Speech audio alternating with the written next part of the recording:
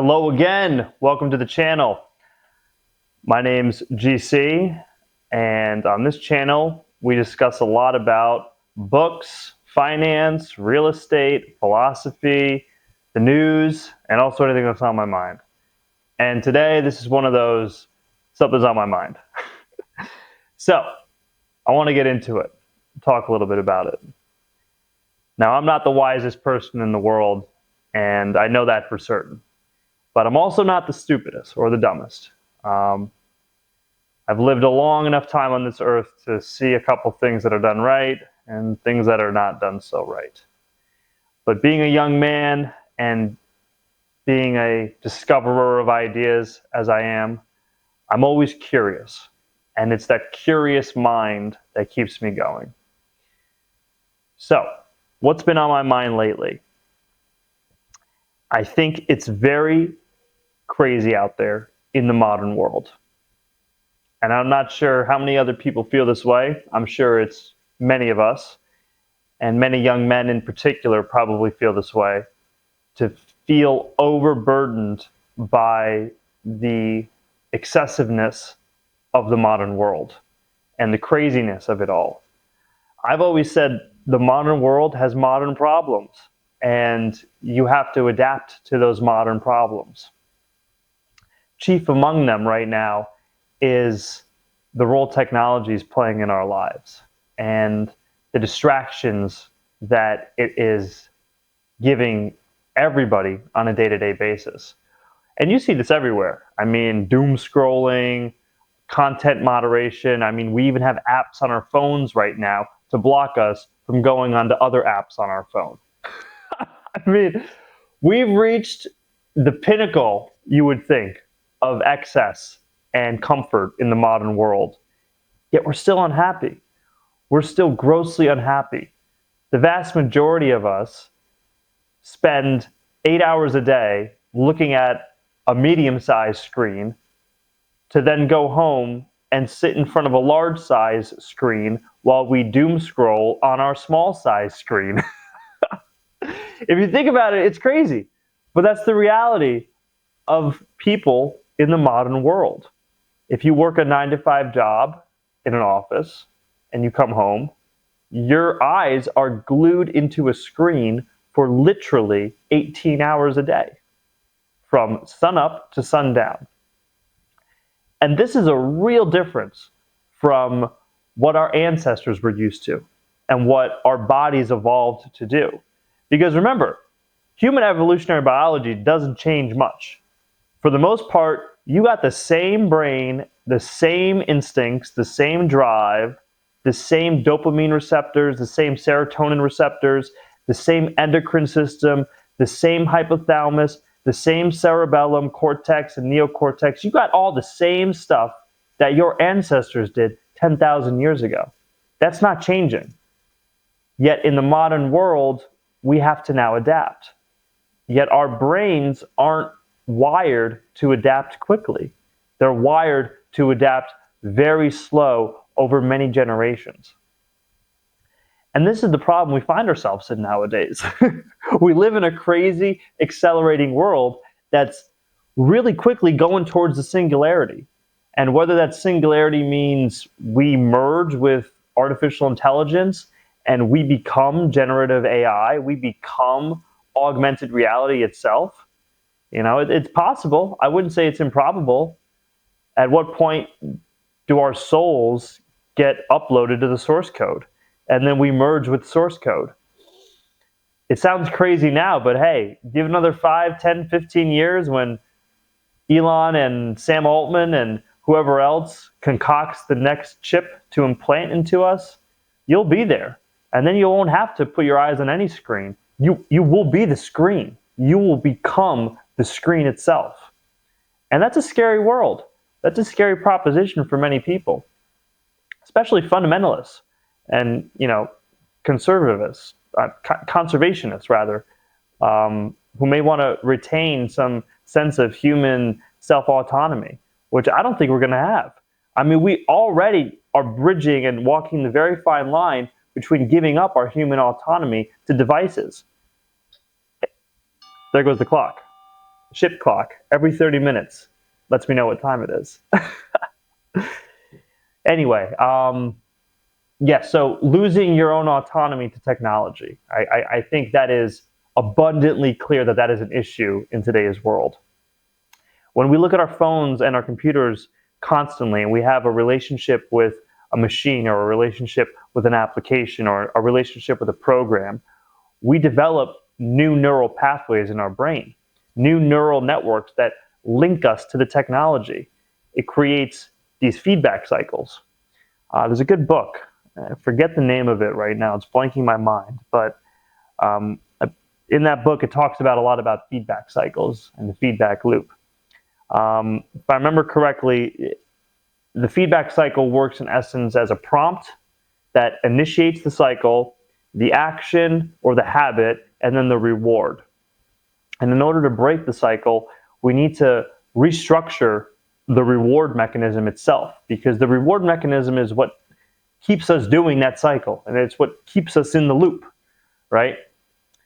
Um, Programs such as those on apps and on the internet and web, many people don't think about this, but I do.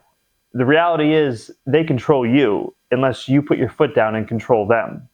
These apps and these web applications and these programs, they're designed inherently by programmers to trigger your brain in ways that require the stimulation. And they incest you to go and constantly use them, whether to pay through subscriptions or to feed into the algorithm so that your attention becomes the currency.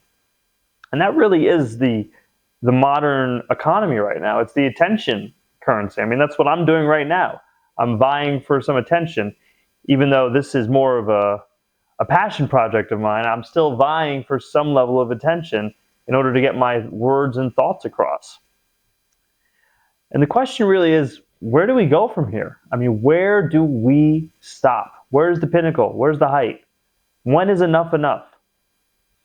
It makes me think that a lot of the problems we face in today's world and the problems of modern society and the reason why modern people are, for the most part, vastly unhappy or unsatisfied goes back to what they talked about in ancient times. It goes back to the demiurge.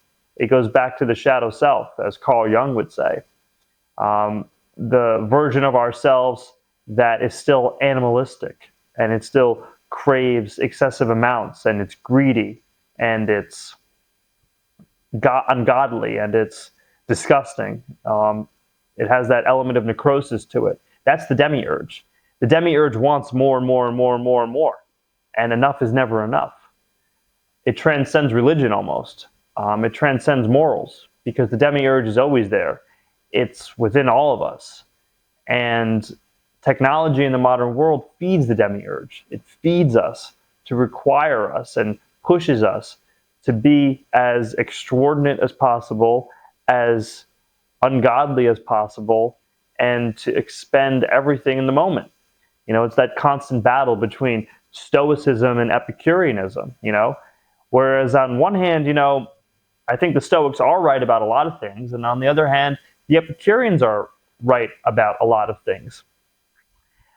The best way I can explain that in modern terms, if you want the modern example, is YOLO mentality versus the investor mentality. And you see that with a lot of friends in your peer group, I'd assume, or people you know. You have those that may be in their 20s, still partying and clubbing every single night, spending all their money, really, no plan about the future. And then you have those that, you know, maybe they are on a long education track, or they've been saving up, they've been starting a business, they've been doing this, they've been putting their head down, working quietly, and they don't see the fruits of their labor until many, many, many years into the future. And a lot of folks, I think, in the modern world are too one-sided on one way of living versus the other. And it's not so black and white, in my opinion. It's not so, you know, cut and dry that one way is better than the other. You can be a Stoic, but still live in the moment. And as Marcus Aurelius said, you know, memento mori, we know not when we're going to die, so live for the moment. And that's as much true as it is today as any other time. You know, I had a good friend of mine who unfortunately overdosed a couple of years ago.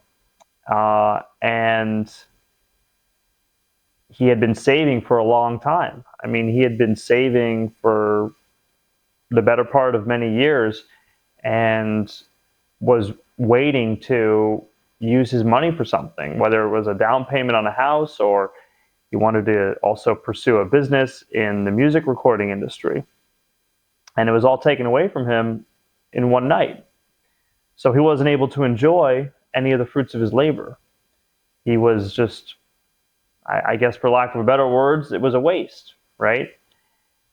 That's, in my mind, sort of the battle between Stoicism and Epicureanism.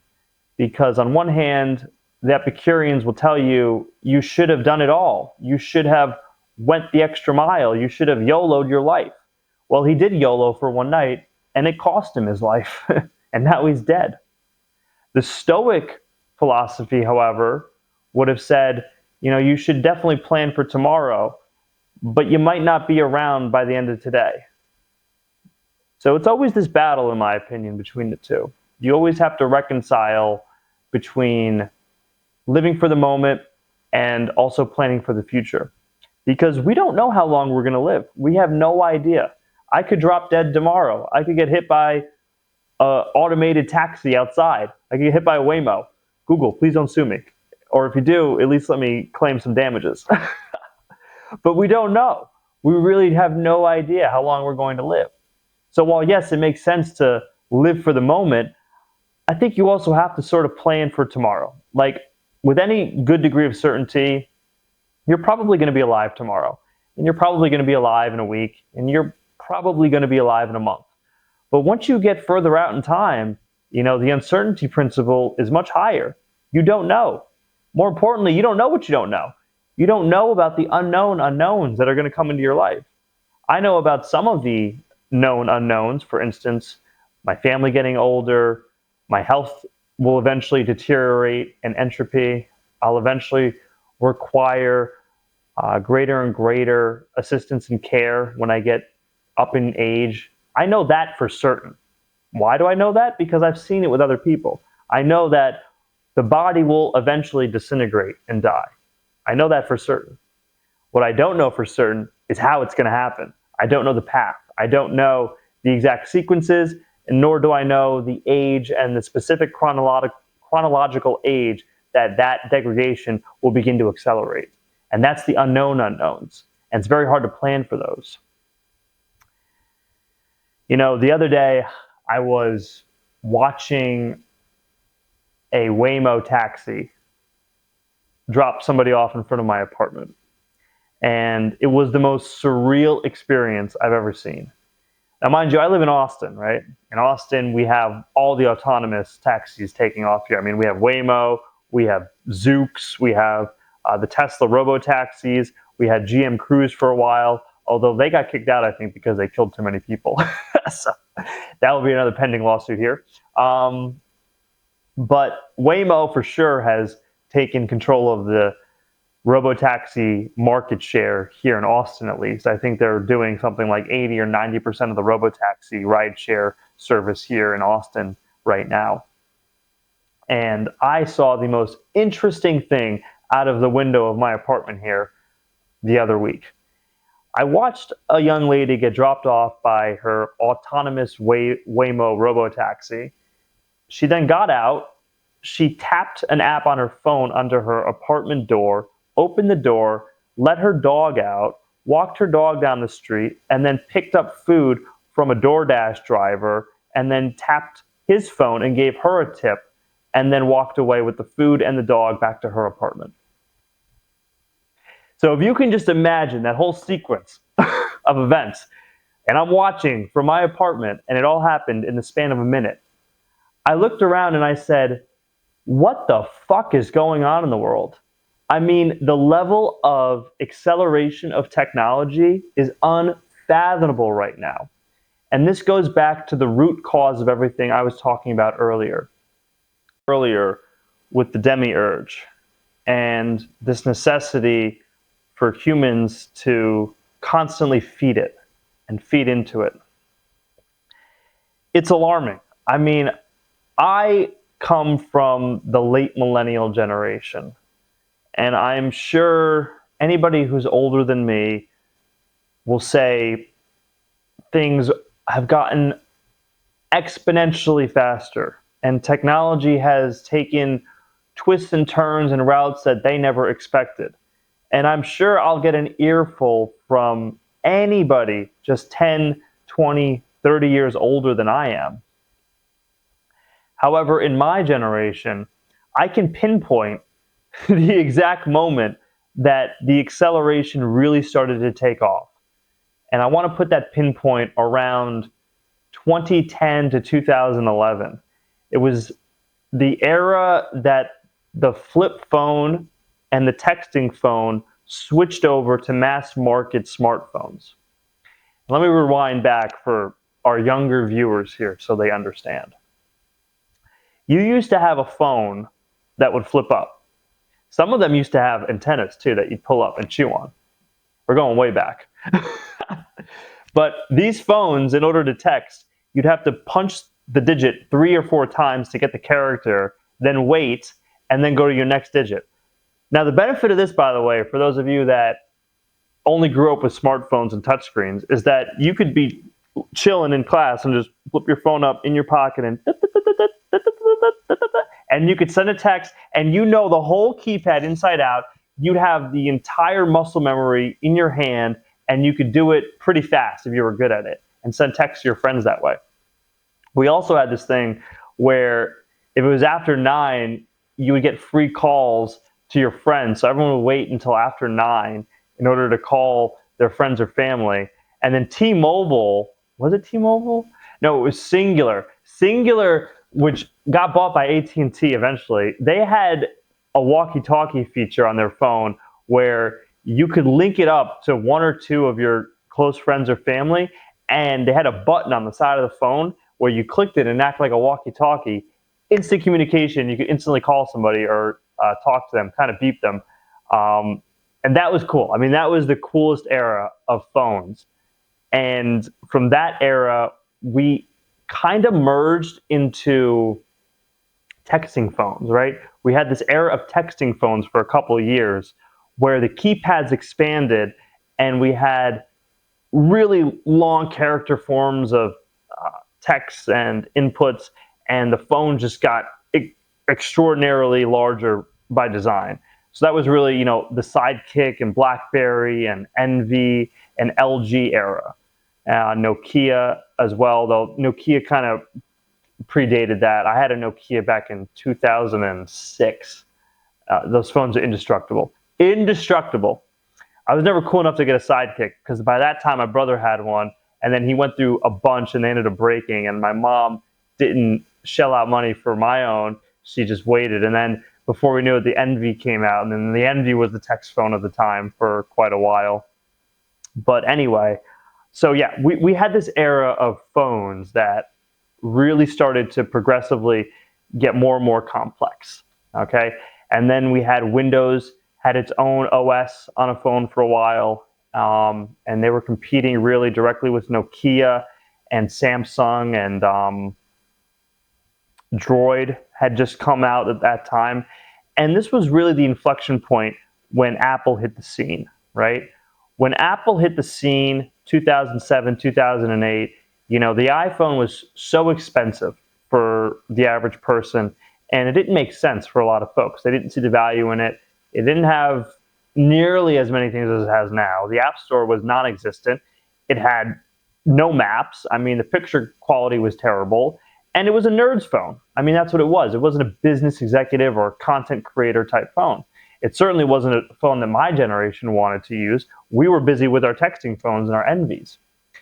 But slowly but surely, over time, over iterations, and as the reception got better, the chips got smaller, the quality got better, and economies of scale cut down the price significantly, iPhones flooded the market along with Androids, and we all got phased out, and our texting phones turned into supercomputers inside of our palms.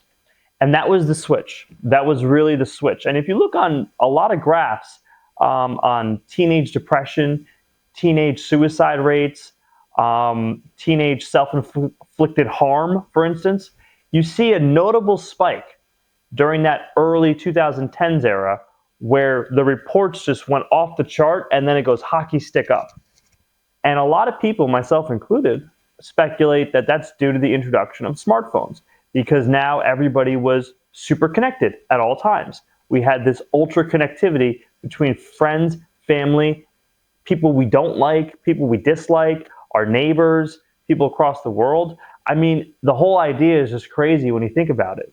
I mean, back in 2014, I think it was 2014 when FaceTime was released for the iPhone 4, we could now video call somebody on the palm of our hands across the world.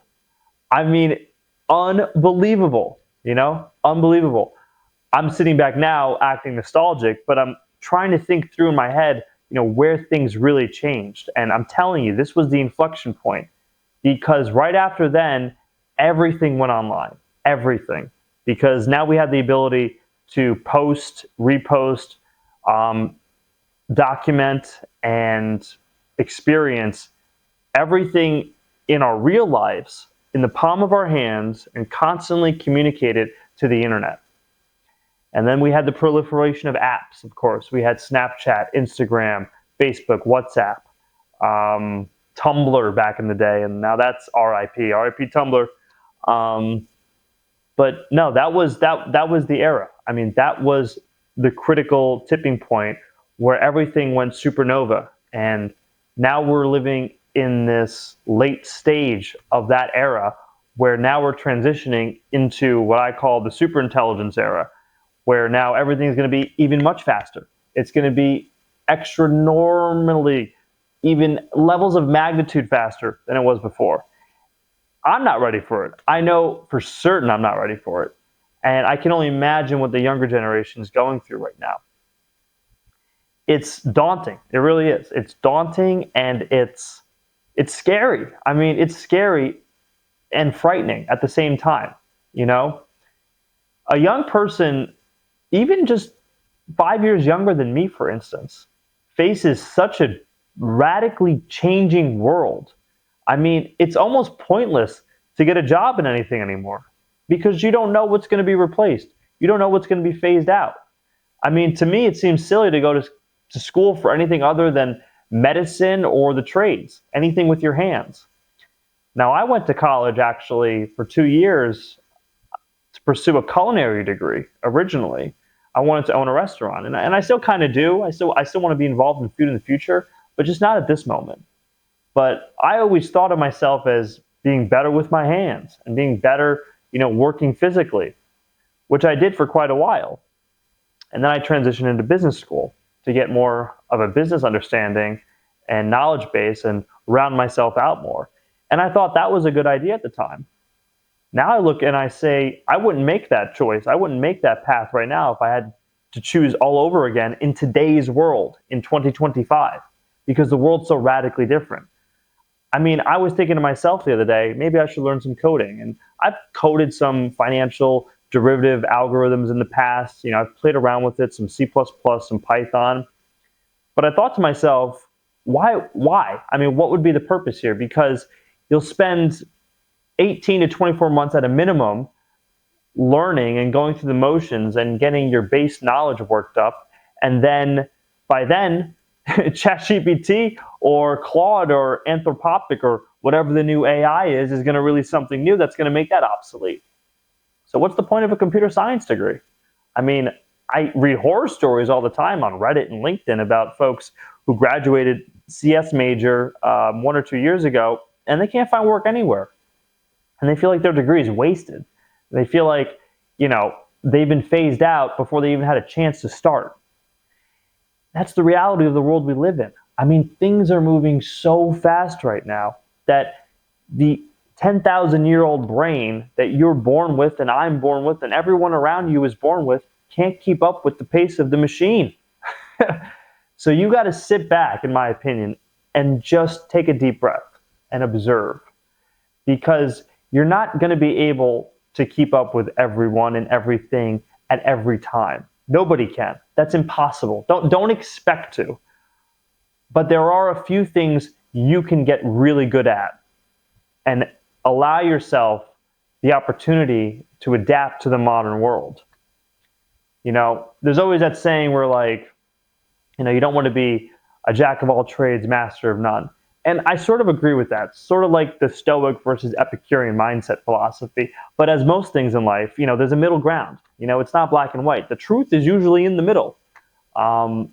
With that idea, with knowing multiple things or trying to become proficient in multiple things, I think that you have enough time on this planet to at least get good at two things.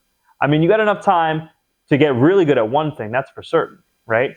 But you got generally enough time here to get really good at two things. So I don't necessarily believe that you should be a master of one. I don't think that's going to get you far in the modern world. I mean, for instance, would you go to school right now and learn just English? I mean, yeah, you may come out and be able to speak like Shakespeare, right? But you'll know nothing about mathematics. You'll know nothing about the social sciences. You'll know nothing about history. You'll know nothing about health or physical education, for instance. Nobody goes to school, at least in traditional liberal arts educations, to learn just one thing. That'd be stupid. You'd be ignorant. You'd go to the gas station and you wouldn't be able to pay with a credit card or know how to count up items for a budget. Nobody does that. So I don't think it's important or relevant to become master of one in today's world.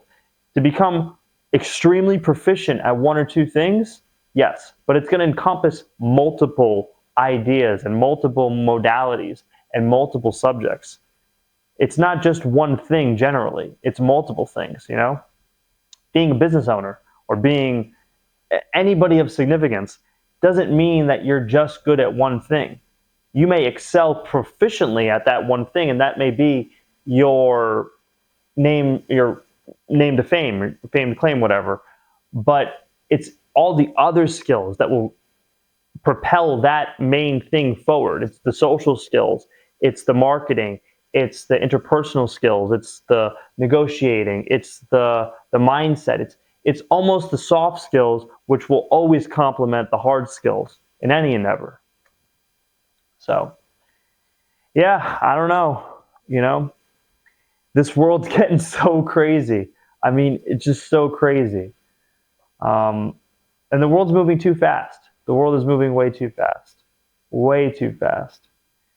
I wonder where we're going. I really do. Where's humanity going? I listen to a lot of philosophy. I listen to a lot of audiobooks. I listen to a lot of podcasts. I listen to all the big names now. I see what they have to say. Most of them aren't saying anything, or they're just regurgitating the same stuff that people have said for years. But wow, to think that we're living in 2025 right now, and we are living in the most exciting time in human history. I mean, I'm talking to you, and you may be living in Sri Lanka or Egypt or South America or somewhere over in the world. You may be watching this from your computer, the airplane. You may be on the toilet right now. I don't know. But it's just crazy to think about it. It's crazy. And the fact that I can communicate this at the same time is even crazier. But at the underscore of all this is, the idea that we are humans, we're not AI, we're not robots. We still have a need to create. We still have a need to create something in the world. And myself, I haven't done that for many years. I used to create a lot, and then I stopped for many years. And now I'm getting back into it. And I feel good. I feel good to create. I feel good to put something new that hasn't been created before. I think if you're trying to structure your daily life or your daily routine, I have a notes app on my phone where, I have a simple to-do list for the day of major tasks that I have to knock out. On the top of that list, on the top, is a mantra where I say, if I don't create anything today, no matter how big or small, I've failed. Because that's really the essence of humanity. The essence of humanity is to create. It is to make something new. In the modern world, in the modern economy, you can monetize that. I mean, you can monetize your creation. You want to go create a new pasta sauce? Go create a new pasta sauce. The pasta sauce market's huge. I'm not sure what the TAM is, but I'm sure it's well into the billions. I'm sure if you go to Italy too, it's many billions more euros. You can create a new pasta sauce, right? If that's not your thing, well, you can create an audio track if you want to get into music and production. If that's not your thing, you can create a business if you want to be more business savvy, or are you more numbers or analytically driven. Maybe you create an accounting firm, right? Whatever you do, you have to create something. I always tell people that there's 3 types of men in this world. Now, this is an important subject. You may want to write this down and take some notes here, because my mentor told me this. There's only 3 types of men in this world. There are men who build their bodies. That's number 1. And you see that all over. You see bodybuilders, you see fitness gurus, you see fitness influencers. That's the modern adaptation of that, right? Then there are men who build their families.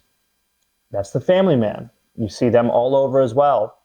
Those guys that have been with their girlfriends or significant others for many, many years, saving up to buy the house, just bought the house, plugged in, locked and loaded, 30-year mortgage, now they got kids.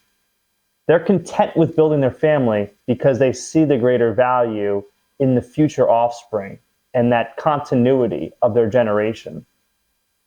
That's the family man. That's number 2. And then number 3 is the man who builds his bank account. Now, we all know that person. That's the crazy entrepreneur. That's the crazy business guy. That's the crazy trader. That's the guy whose obsessive compulsion with monetary value is what they are creating. They are creating an extrapolation of numbers. That's what they do. Now, my mentor told me that most men can only be one of those 3. You can't be all 3. Very, very few people can do 2 at the same time. Almost none can do all 3 at the same time. And if you meet an individual who can do all 3 of those at the same time, you've met a truly unique and great person who you should keep in your life, because they will teach you many things. If you think about it, there are very few people in history that can do all 3. How many people do you know that are insanely wealthy, yet also have a great family and a great physique? Not many, right? Now, the one example I will say to this is probably, there goes the clock, 30 past. That's the ship bell. The one person I will say who may exemplify this, for instance, is Arnold Schwarzenegger, right? Arnold Schwarzenegger definitely got the body, definitely got the money, but the one contentious pillar may be family. Didn't have the greatest family relationships. He had an offspring, another son with a different wife, and I believe he divorced Mrs. Shraver many years ago, but still has a good relationship with his family and his kids. And this is not to knock on Arnold in any way. I'm not saying that to be disheartening. I'm just saying, as an example, in our modern world, I can't think of anybody who has all 3. Even the great Arnold Schwarzenegger, who, Mr. Olympia several times over, world-renowned Hollywood actor, governor of California, multi-millionaire. I mean, houses in multiple states, countries, and continents. Yet even he couldn't get the last pillar, because it's not easy. It requires time, commitment, your energy, your life force. So like I said, you got to pick. What kind of man do you want to be? Do you want to build your family? Do you want to build your bank account? Or do you want to build your body? There's only so many hours in the day. You can't do it all. And it's hard to balance it all if you try to. I would say you should pick one and then focus on the next one. Don't try to do all 3 at the same time. You'll burn yourself out. Rome was not built in a day, and neither were any of the cities.